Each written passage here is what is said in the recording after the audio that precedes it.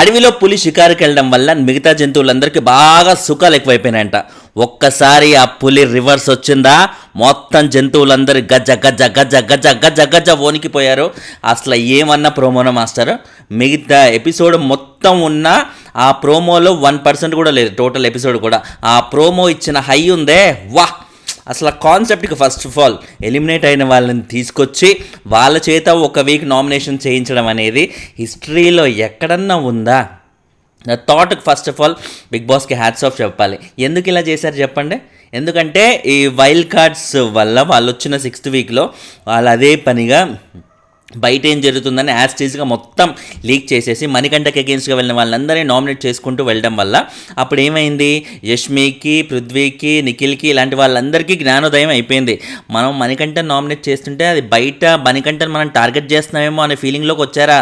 అందుకే మణికంఠ ఈ రోజు వరకు కూడా హౌస్లో సస్టైన్ అవుతూ వస్తున్నాడా, అయ్యే బాబోయ్ ఇదా అనమాట అంది. అందరికీ జ్ఞానోదయం అయ్యి అందరూ చుప్చాప్గా కూర్చున్నారు. మణికంఠకి అగేన్స్ట్గా వెళ్ళొద్దు, అది వాడికి సింపతి తెచ్చేస్తుంది అన్నట్టుగా అందరూ ఒక అభిప్రాయానికి అయితే వచ్చేసారు. కానీ ఈలోపే ఆయన సెల్ఫ్ ఎలిమినేషన్ చేసుకోవడం వల్ల వీళ్ళు ఏదైతే ప్లాన్ వేసుకున్నారో అది మొత్తం తుడిచిపెట్టుకుపోయింది, క్లోజ్ అయిపోయింది. మళ్ళీ రిలాక్స్ అయ్యారు. అప్పట్లో ఎప్పట్లాగే మళ్ళీ అయ్యారనమాట. కానీ బిగ్ బాస్ వాళ్ళని తీసుకొచ్చిందే వాళ్ళని మార్చాలనే ఉద్దేశంతో, వైల్డ్ కార్డ్స్ని తీసుకొచ్చిందే పాత వాళ్ళని మార్చాలి, వాళ్ళు కూడా మిగతా వాళ్ళలాగా యాక్టివ్గా గేమ్ ఆడాలనే ఉద్దేశంతో. కానీ మణికంఠ వెళ్ళిపోవడం వల్ల వాళ్ళు మళ్ళీ పాత వాళ్ళలాగే ఉంటే బిగ్ బాస్కి ఎలా నచ్చుద్ది కావాలని. కాబట్టే ఇప్పుడు మళ్ళీ బయట జరుగుతున్నది ఏదో విధంగా కన్వే చేయాలనే ఉద్దేశంతో ఇలా ఎలిమినేట్ అయిన వాళ్ళని మళ్ళీ తీసుకొచ్చి వాళ్ళ ద్వారా వాళ్ళు నామినేట్ చేస్తుంటే ఆబ్వియస్లీ బయట ఉన్న ఫీడ్బ్యాక్ని బట్టే పబ్లిక్ ఏమనుకుంటున్నారో దాన్ని బట్టే చేస్తారు. కాబట్టి ఆబ్వియస్లీ ఇప్పుడు మళ్ళీ సోనియా లాంటి వాళ్ళని ఒక్కొక్కరిని లోపలికి తీసుకొచ్చినట్టుగా అయితే తెలుస్తుంది అనమాట. సోనియా ఏమన్నా చేసిందా మాస్టరు? ఆ ఫైర్ ఏంటి, ఇదేంటి, ఆ ఉన్న గిత్తత్త కొన్ని సెకండ్స్ల ప్రోమోని దడదడదడదలు ఆడించనమాట. అయ్యో బాబోయ్ ఏం చేస్తే ఇప్పుడు కొంపదీసి వెళ్ళి కొట్టేస్తుందా ఏంటి అనే రేంజ్లో అయితే చేసింది. అఫ్కోర్స్ సోనియాతో పాటు అక్కడ యష్మి అసలు ఎలా రియాక్ట్ అయిపోతుంది నిఖిల్ మీద, అది కూడా నేను చెప్పలే ముందు నుంచి. సోనియాకి మన యష్మికి బయట నుంచి ఏ ఫీడ్బ్యాక్ వచ్చినా కూడా తను వెంటనే తీసుకుంటుంది. నాగార్జున గారు ఇచ్చినా కూడా, వైల్డ్ కార్డ్స్ వచ్చినప్పుడు ఇచ్చినా కూడా, ఇప్పుడు సోనియా ఇచ్చింది కూడా, ఏదైనా సరే తను వెంటనే ఫీడ్బ్యాక్ అయితే తీసుకుంటుంది. ఫ్యామిలీ మెంబర్స్ కూడా వచ్చినప్పుడు అదే పనిగా మీ గ్రూప్ గేమ్ ఆపు అని చెప్తే అది ఖచ్చితంగా తీసుకుంది. నీ గేమ్ నీలా ఆడు అన్నట్టుగా, నువ్వు సోలోగా ఆడు అంటే అది తీసుకుంది. అండ్ వచ్చిన వాళ్ళు కూడా, స్టేజ్ మీదకి వచ్చిన వాళ్ళు కూడా యష్మిని కన్సిడర్ చేసిన వాళ్ళు ఇద్దరు, మిగిలిన ఎవ్వరూ కన్సిడర్ చేయలేదు. టాప్ 5లో యష్మిని, పృథ్వీని మాత్రమే మోస్ట్ లీస్ట్ కన్సిడర్డ్ కంటెస్టెంట్స్ అన్నట్టుగా అర్థమైంది. పృథ్వీని ఒక్కరే కన్సిడర్ చేశారు, యష్మిని ఇద్దరే కన్సిడర్ చేశారు. మిగతా అందరికీ గౌతమ్కి అసలు ఏం లేదు, ఉత్త డబ్బా అన్నట్టుగా అనుకున్న వాళ్ళు గౌతమ్ని ఒక పృథ్వీ తప్ప మిగతా అందరూ, పృథ్వీ వాళ్ళ ఫ్యామిలీ తప్ప మిగతా అందరూ కన్సిడర్ చేశారు. సో ఆబ్వియస్లీ ఒక బెదురు అనేది వస్తుంది కదా, ఓహో మనం ఏదో అనుకుంటే బయట ఇంకేదో జరుగుతుందన్నమాట, కొంచెం జాగ్రత్తగా ఉండాలి అన్నట్టుగా యష్మి ఇప్పుడు ఆ గ్రూప్ గేమ్ ఆపాలి, ఏదైతే నిఖిల్ మీద లవ్ ఉంది అన్నట్టుగా బయట జరుగుతున్న ప్రచారం అయితే ఏదైతుందో అది కంప్లీట్గా తుడిచిపెట్టుకుపోవాలి. ఈ రోజుతో ఎలాగో నిఖిల్కి తన లవ్ ఏదైతే ఉందో, బయట ఒక అమ్మాయి ఉంది కదా, ఆ లవ్ స్టోరీ గురించి ఆల్రెడీ అంత ఎమోషనల్ అయ్యి రీసెంట్గానే సాటర్డే ఎపిసోడ్లోనే చెప్పేశాడు. కాబట్టి అంత ఎమోషనల్గా ఉన్నవాడు మళ్ళీ నేను ఎంత ట్రై చేసినా కూడా నాకు పడే అవకాశాలు లేదు. కాబట్టి ప్లస్ ఏ పరంగా చూసుకున్నా కూడా నిఖిల్తో నేను ఉండడం వల్ల నా గేమ్ కూడా కంప్లీట్లీ స్పాయిల్ అయిపోతుంది. కాబట్టి ఇప్పుడు నేను నిఖిల్కి అగేన్స్ట్గా వెళ్ళడమే కరెక్ట్ ఆమె అనుకొని ఎంత కంటే అంత నెక్స్ట్ లెవెల్ అగేన్స్ట్గా అయితే వెళ్ళిపోయింది. రచ్చ చేసేసినట్టయితే ప్రోమోలోనే మనకు అర్థమైంది కదా. అసలు నువ్వు ఎప్పుడన్నా నీకు లవ్ లేదు అన్నట్టుగా నేను ఆల్రెడీ తనకి చెప్పాను అన్నట్టుగా అంటే, చెప్పావా? నువ్వెప్పుడు చెప్పు, నాకంత క్లారిటీగా చెప్పావా? చెప్పుంటే నీ జోలికి నేను వచ్చేదాన్నే కాదు. ఇప్పుడు చూడు బయట నేను బ్యాడ్ అయ్యాను అన్నట్టుగా అయితే చెప్తుంది. నేను బ్యాడ్ అయ్యాను అంటే, బయట నేను బ్యాడ్ అయ్యాను అంటే యష్మికి ఎలా తెలిసింది? అది సోనియా చేసిన నామినేషన్ వల్ల. సోనియా బయట నుంచే వచ్చింది కాబట్టి ఆ రీజన్ పెట్టి నామినేట్ చేసిందంటే ఆబ్వియస్లీ బయట అలా టాక్ వెళ్తుంది అని యష్మి అర్థం చేసుకుంది. కాబట్టి తను ఆ లెవెల్లో రచ్చ గౌతమ్తో ఎలాగైతే ఎగ్దమ్గా వెళ్ళి మాట్లాడేస్తుందో అదే రేంజ్లో ఇంత క్లోజ్ బడ్డీ అయిన నిఖిల్తో కూడా మాట్లాడగలిగిందంటే ఇద్దరా అసలు సిసలు గేమ్. ఇప్పుడు ఉండబోతుంది మాస్టర్ సీజన్ 8 అంటే ఏంటి అనేది రేపటి నుంచి మనం చూస్తామన్నమాట. అసలు సిసల్ ఈ 12, 13, 14, 15 మేబీ లాస్ట్ వీక్లో ఫైట్స్ అవి ఇవి మనం ఎక్స్పెక్ట్ చేయలేంలే, కానీ అట్లీస్ట్ ఈ 12, 13, 14 ఈ 3 వీక్స్ మాత్రం సాలిడ్గా సీజన్ ఉండబోతుందని క్లియర్గా తెలిసిపోతుంది. ఫ్రెండ్స్ లేదు, ఏమీ లేదు, సోలోగానే ఆడబోతున్నారు. ముఖ్యంగా యష్మి, పృథ్వీ వీళ్ళని ఎవరూ అసలు కన్సిడర్ చేయలేదు టాప్లో, కాబట్టి వీళ్ళకి ఇంకా ఎక్కువ కసి ఉంది. నాకు తెలిసి పృథ్వీకి అంత కసి ఉండకపోవచ్చేమో, కానీ యష్మికి అయితే సాలిడ్గా ఉండబోతుంది. అది మనం ఆల్రెడీ ప్రోమోలోనే చూసాము. ఫెంటాస్టిక్గా అసలు ప్రేరణ ఏంటి వచ్చావా అక్క నువ్వు అంటే, అక్క అయింది అక్క అంటే నాకు కాదు అక్క అని, మరి దెన్ వాట్ ఎవరికి టెల్ దట్ ఫస్ట్ అన్నట్టుగా అంటుంటే, అంటే నిఖిల్కి అని అనుకున్నా, అంటే నిఖిల్కి నేను అక్కనా చెల్లి అనేది నువ్వెలా డిసైడ్ చేస్తావు, నువ్వు ఎవరమ్మా చెప్పనికి అన్నట్టుకైతే గట్టిగా దబాయించి అడిగేస్తుంది అన్నమాట ఎగ్దమ్. అంటే తను ఎలాగో తనని ఎవరు నామినేట్ చేయలేరు, బయటికి పంపించలేరు, ఏం లేదు, జస్ట్ గెస్ట్గా వచ్చింది, గెస్ట్గా వెళ్ళిపోతుంది. కాబట్టి తను ఎంత అరిచి ఏం చేసినా కూడా ఆపేటోడు అడిగేటోడు ఇవ్వలేరు. కాబట్టి ఆ రేంజ్లో సోనియా కూడా బీభత్సంగా రెచ్చిపోతుంది అన్నమాట. ఆడియన్స్కి కావాల్సింది కూడా అదే, కాబట్టి ఆడియన్స్ సోనియాలో ఎక్స్పెక్ట్ చేసేది కూడా ఆ కైండ్ ఆఫ్ ఫైరే. కాబట్టి ఆబ్వియస్లీ సోనియా ఎవరిని డిసప్పాయింట్ చేయకుండా అయితే బీభత్సమైన ఫైర్ ఇస్తున్నట్టుగా క్లియర్గా చెప్పేసుకోవచ్చు. అండ్ తర్వాత చూసుకుంటే అది ఒక, అండ్ తర్వాత ఏంటి, అటు ప్రేరణతో పాటు నిఖిల్ని కూడా నామినేట్ చేసి ఓకే గాడ్ బ్లెస్ యూ అంటే ఫట్ మనీ ఆ బాటిల్ అయితే పగలగొట్టేస్తుంది. ఫెంటాస్టిక్ కదా అసలు. ఈ రేపటి ఫుల్ ప్రోమో వస్తుంది కదా, రేపు మార్నింగ్ అరౌండ్ 10 to 11 ఆ మధ్యలో వస్తుంది. అప్పుడు చూడండి మాస్టర్, ప్రోమో నాకు తెలిసి హైయెస్ట్ వ్యూస్ ఉన్న ప్రోమో రేపు రాబోయే ప్రోమో అన్నట్టుగా మనం చెప్పుకోవచ్చు. ఎందుకంటే హెల్మెట్ అయిన కంటెస్టెంట్స్లో మనం అందరికంటే మోస్ట్ ఈగర్గా మండే రోజు హెల్మెట్ అయిన కంటెస్టెంట్స్ రాబోతున్నారని మనం ముందు తెలిసినప్పుడు ఎవరి ఎంట్రీ కోసం మనం ఎక్కువ ఎదురు చూసాం, డౌట్ లేకుండా సోనియా అండ్ మణికంఠ వీళ్ళిద్దరి కోసం వెయిట్ చేసాం. ఇందులో సోనియాది ఇమీడియట్గా ప్రోమో వచ్చేసింది, మణికంఠది ఎలా వస్తుంది ఏంటి అనేది మనం చూడాలన్నమాట. సో ప్రస్తుతానికైతే ప్రోమో పరంగా అవుట్ స్టాండింగ్గా ఉందన్నమాట, డౌట్ లేకుండా చెప్పేయచ్చు. మీకు ఎలా అనిపించింది కింద కామెంట్ అయితే చేసి చెప్పండి. అండ్ తర్వాత చూసుకుంటే ఎపిసోడ్ పరంగా టోటల్గా నిన్న 6 మెంబర్స్ వస్తే ఇవాళ మిగతా 4 మెంబర్స్ వచ్చారు. యష్మికి సంబంధించి శ్రీ సత్య అండ్ వాళ్ళ ఫ్రెండ్ ఇద్దరు వచ్చేసారు. యష్మికి సంబంధించిన ఫ్రెండ్. నాకు నిజంగా శ్రీ సత్య లాంటి ఫ్రెండ్ ప్రతి ఒక్కరికి ఉండాలన్నట్టుగా అనిపించింది. ఎంత మంచిగా చేసింది మాస్టర్ ఆవిడ టాప్ 5లో గౌతమ్ని ఫస్ట్ పెట్టింది. గౌతమ్ని ఫస్ట్ ఎందుకు పెట్టింది, బయట గౌతమ్ ఫస్ట్ ఉన్నాడా లేదా అది పక్కన పెడితే, నువ్వు గౌతమ్ని టార్గెట్ చేయడం వల్ల గౌతమ్కి బీభత్సంగా ఓటింగ్ పెరిగింది, అది బాగా నీకు నెగిటివ్ అవుతుంది. చూసావా గౌతమ్ ఎప్పుడు ఫస్ట్ నేను పెట్టానంటే ఏంటి, గౌతమ్కి అంత ఓటింగ్ ఉందని. అంత ఓటింగ్ గౌతమ్కి ఎలా వచ్చింది, మొన్న వెళ్ళిపోవాల్సినోడు ఇంత సడన్గా టాప్లోకి వచ్చాడంటే అర్థం ఏంటి, నువ్వు టార్గెట్ చేయడం వల్ల. కొంచెం చూసుకోవే పిచ్చిదానా అని ఒక ఇండైరెక్ట్గా చెప్తూ గౌతమ్ని ఫస్ట్ పెట్టడం అనేది ఫెంటాస్టిక్ థాట్. ఇలాంటి ఫ్రెండ్ నిజంగా ప్రతి ఒక్కరికి ఉండాలి. ఫ్రెండ్ని తప్పు చేస్తే తప్పు అని ఖచ్చితంగా చాచిపెట్టి కొట్టే రేంజ్లో చెప్పగలిగే వాళ్ళే ఫ్రెండ్. నాకు తెలిసి శ్రీ సత్య అలాంటి ఒక మంచి ఫ్రెండ్ అని చెప్పాలి. యష్మికి సరైన టైంలో అలర్ట్ చేయడం. అదే పృథ్వీ బ్రదర్ వచ్చి ఏం పెట్టాడు, ఎవరైతే వాళ్ళందరికీ క్లోజ్ ఉన్న వాళ్ళు వాళ్ళందరినీ తీసుకొచ్చి పెట్టారు. దానివల్ల ఏమైంది, పృథ్వీకి మిస్లీడే అవుతాడు తప్ప ఏదన్నా గేమ్కి పనికొచ్చేలాగా ఉందా ఆయన పెట్టింది.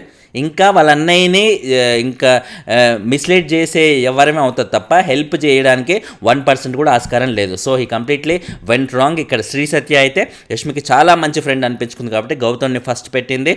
యష్మిని జాగ్రత్త పరచడానికి ఇండైరెక్ట్గా కన్వే చేయాల్సిన మెసేజ్ అయితే ఇచ్చేసింది.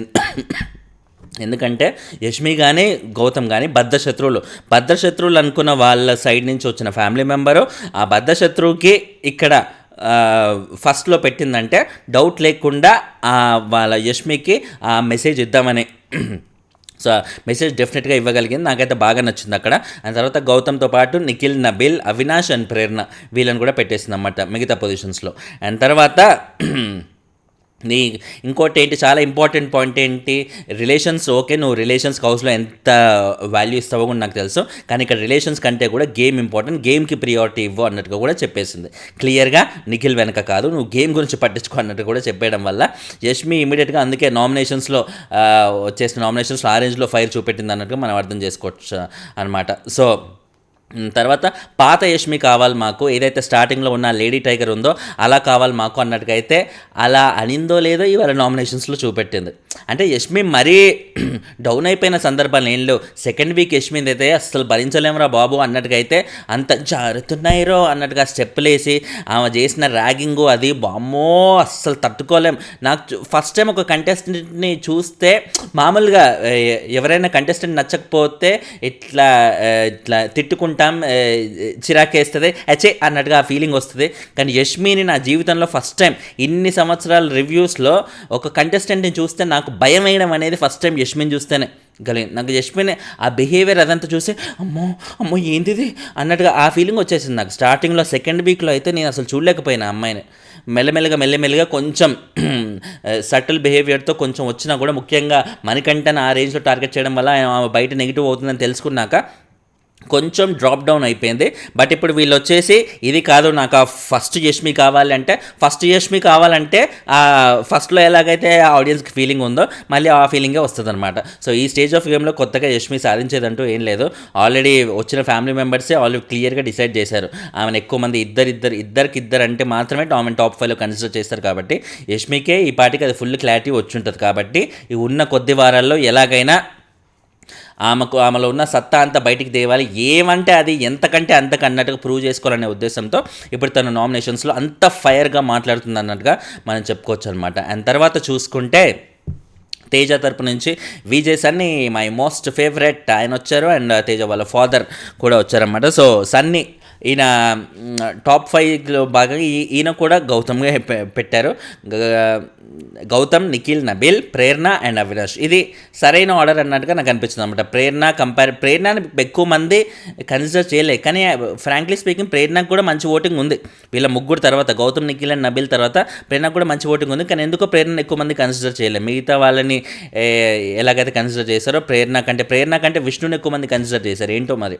సో వాళ్ళకి అర్థం కాలేదు. ఈ 3 పొజిషన్స్ అయితే అందరికీ క్లారిటీ ఉన్నాయి, గౌతమ్, నబీల్ అండ్ నిఖిల్. మిగతా 4th 5th ఎవరిని పెట్టాలని ఎక్కువ మంది క్లారిటీ లేక వాళ్ళ కళ్ళ ముందు ఎవరు కనబడితే వాళ్ళని పెట్టేసినట్టుగా అయితే మనం అర్థం చేసుకోవచ్చు అనమాట. సో ఇక్కడ చెప్తూ సన్నీ నబీల్కి ఏం చెప్పాడు, నువ్వు నీ ఫస్ట్ హాఫ్ బాగుంది మచ్చా, సెకండ్ హాఫ్ ఏది ఎక్కడ అన్నట్టుగా. నబీల్ గురించి ముందు నుంచి అందరికీ ఉన్న కంప్లైంట్ ఇదే. ఆయన స్టార్టింగ్లో ఎలా ఉన్నాడో అలా ఉండడం వల్లే ఆయన ఈరోజు టైటిల్ రేస్లోకి కూడా వచ్చాడు. టైటిల్ రేస్లోకి వచ్చిన ఒక కుర్రోడు, స్టార్టింగ్ తన గేమ్ నుంచి టైటిల్ రేస్లోకి వచ్చిన కుర్రోడు ఇప్పుడు అసలు నబీల్ ఎక్కడ కనబడుతున్నాడు, నబీల్ ఎక్కడున్నాడు రా, అసలు ఉన్నాడా హౌస్లో, నేను ఇంకా ఎప్పుడో ఎలిమినేట్ అయిపోయాడు అనుకునే రేంజ్లో, అనిపించే రేంజ్లో తన సైలెన్స్ అయితే మెయింటైన్ చేస్తున్నాడు. కాబట్టి తను ఎంత త్వరగా పికప్ చేస్తే అంత అడ్వాంటేజ్. అట్లీస్ట్ ఇప్పటి నుంచి అయినా తను పికప్ చేయొచ్చు. ఎందుకంటే ఆల్రెడీ ఫ్యామిలీ వీక్లో వచ్చిన ప్రతి ఒక్కరు కూడా మిస్ చేయకుండా నబీల్ని అందరూ టాప్ 5లో పెట్టేసేసరికి నబీల్కి అది ఖచ్చితంగా మంచి బూస్ట్ అనే చెప్పాలి.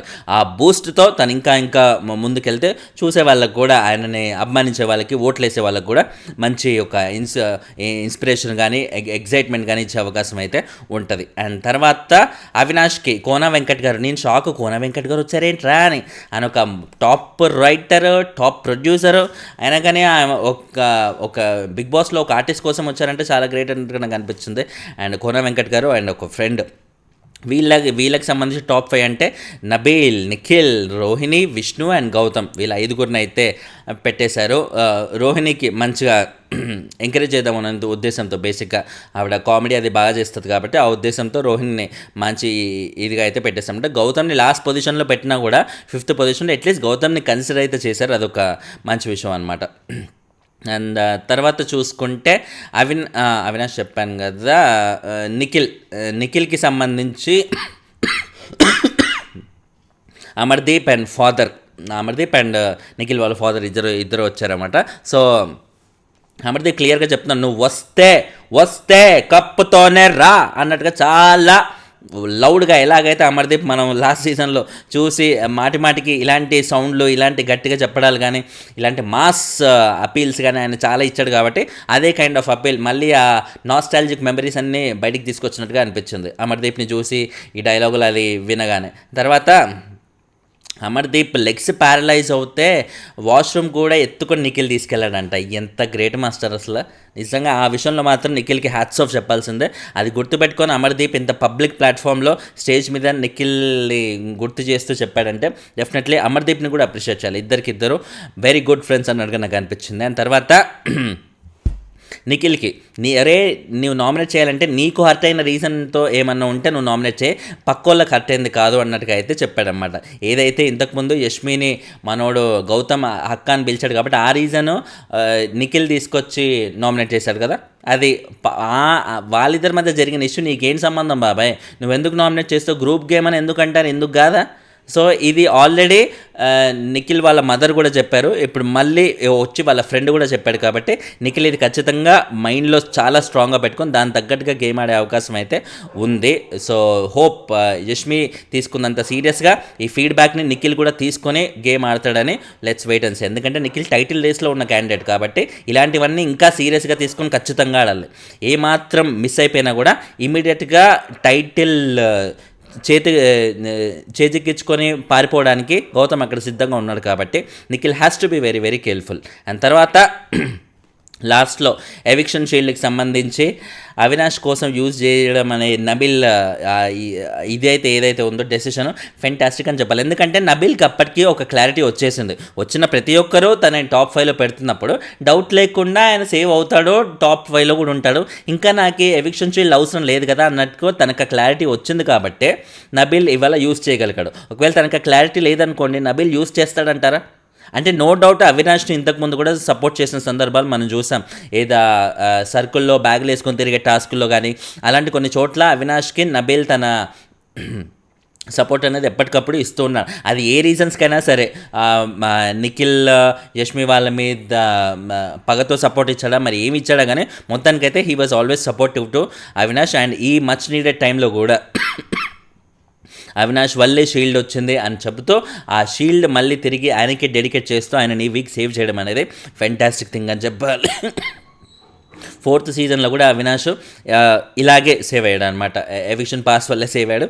ఈసారి కూడా మళ్ళీ అదే రిపీట్ అవుతుంది. అప్పుడు అసలు ఎవిక్షన్ పాస్ వల్ల నేను సేవ్ అవ్వడం నాకు ఇష్టం లేదు, జనాలే నన్ను పొమ్మన్నప్పుడు నేను ఇంకా ఉండడం అనేది నాకు చాలా ఇబ్బందిగా ఉంటుందంటూ అప్పుడు చాలా ఫీల్ అయ్యాడు.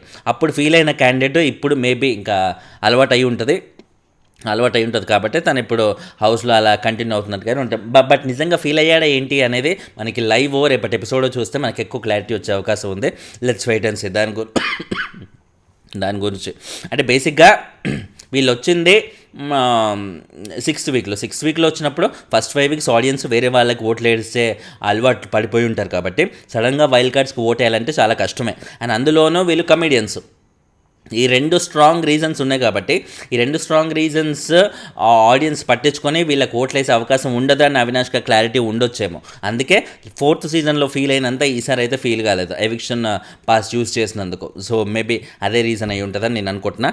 అండ్ తర్వాత చూస్తే నబీల్ ఒకవేళ యష్మి అండ్ అవినాష్ కాంబినేషన్లో ఉంటే నేను ఖచ్చితంగా కొంచెం ఇబ్బంది పడేవాడిని యూజ్ చేయాలో వద్దు అని, ఎందుకంటే ఇద్దరి సపోర్ట్ నాకు ఉంది కాబట్టి అన్నట్టుగా అనేసారనమాట. సో బిగ్ బాస్ అందుకే కావాలనే తేజాన్ని తీసుకొచ్చి అక్కడ పెట్టారనమాట.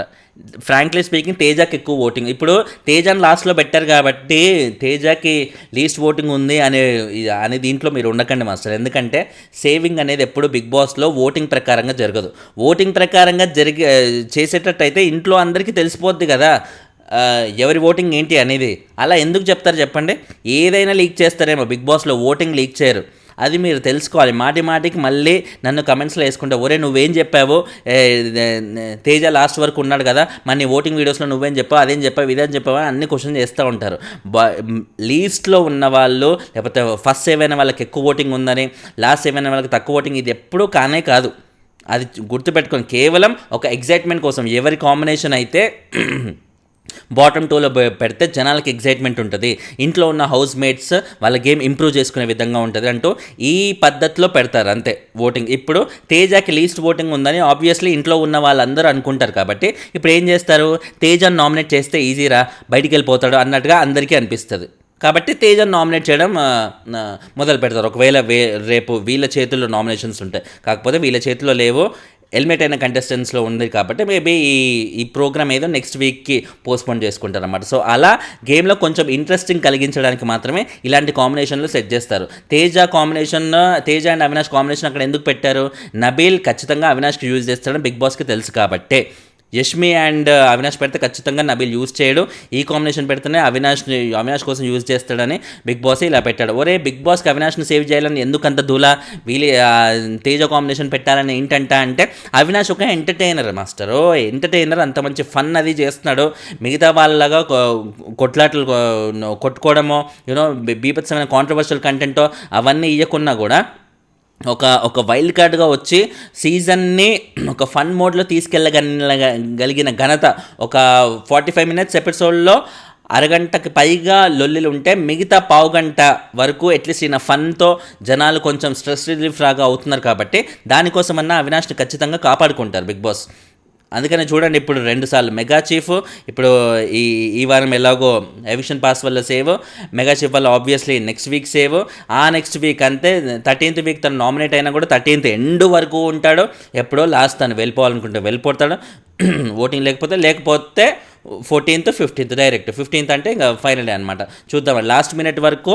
ఇప్పుడు అవినాష్ లేకుంటే ఏంటంటే ఫ్రాంక్లీ స్పీకింగ్ రోహిణి నుంచి మనం ఇంత ఫన్ అనేది ఎక్స్పెక్ట్ చేయడం. అవినాష్ కాంబినేషన్లో ఉన్నప్పుడే రోహిణి బాగుంటుంది, అవినాష్ కాంబినేషన్లో ఉన్నప్పుడే తేజ రోహిణి వీళ్ళ ఫన్ అనేది బాగుంటుంది.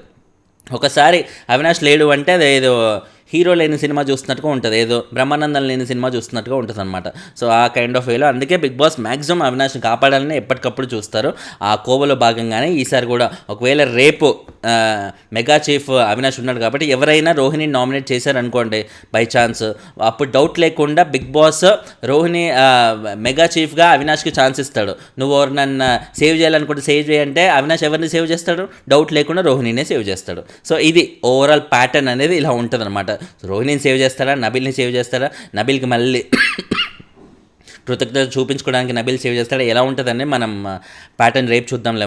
కానీ యాజ్ ఆఫ్ నౌ చూస్తే ఇలా అనమాట. ఓవరాల్గా ఇప్పుడు వీళ్ళు అవినాష్ సేవ్ అయినాక అండ్ తేజకి కూడా సేవ్ నోయల్ మేషన్ నాగార్జున గారు చెప్పినాక పృథ్వీ అండ్ ప్రేరణ ఫేసులు చూసారా మాస్టర్, కొంచెం ఏదో తేడాగా అనిపించలా, వాళ్ళు ఏదో బాగా డిసప్పాయింటింగ్ ఇలాగా ఉన్నారన్నమాట. ముఖ్యంగా ప్రేరణ అయితే డెడ్ క్లియర్గా కనబడింది నాకైతే, అండ్ పృథ్వీ ఆల్మోస్ట్ కూడా. ఆబ్వియస్లీ ఉంటుంది కదా, అబ్బా నోయల్ మేషన్ ఏంట్రా, ఇప్పుడు మళ్ళీ మేము ఇంకో వారం భరించాలా వీళ్ళని, ఇప్పుడు నెక్స్ట్ వీక్ వీళ్ళు కాకుండా మనోళ్ళలో ఒకరు పోతే ఎలా అన్నట్టుగా ఆ పృథ్వీకి ఆబ్వియస్లీ ఉంటుంది కదా. వాళ్ళోళ్ళైన నిఖిల్ కానీ యష్మి వీళ్ళందరూ ఆయన దగ్గరే ఉండాలి, వాళ్ళలోంచి ఎవరు అసలు తట్టుకోలేడు అనమాట. రాయల్స్ టీమ్ని ఎంత ఎర్లీగా ఖాళీ చేస్తే అంత ఎగ్జైట్మెంట్గా ఉంటాడనమాట కుర్రోడు. ఏంటో అది వాళ్ళ మీద అంత పగ, ఓవరాల్గా వాళ్ళ మీద పగ, ఆయన గ్రూప్ మీద ప్రేమ, మొత్తానికైతే అదే పనిగా గ్రూపిజం అనేది గ్రూపులు విడదీసినా కూడా ఆయన మెయింటైన్ చేస్తూనే ఉన్నాడు. ఓవరాల్గా ఎపిసోడ్ అది మీకు ఏమనిపించింది కింద కమెంట్ చేయండి, ఛానల్ని సబ్స్క్రైబ్ చేసుకోండి. లైకులు కొడతా ఉంటే వీడియోలు ఎక్కువ మంది కనిపిస్తాయి మాస్టరు, మీకు ఒక్క సెకండ్ పడుతుందా లైక్ కొట్టడానికి, ఒక్క సెకండే నాలంటి వాళ్ళని ముందుకు తీసుకెళ్తుంది. దయచేసి ప్లీజ్ డూ లైక్. బాయ్.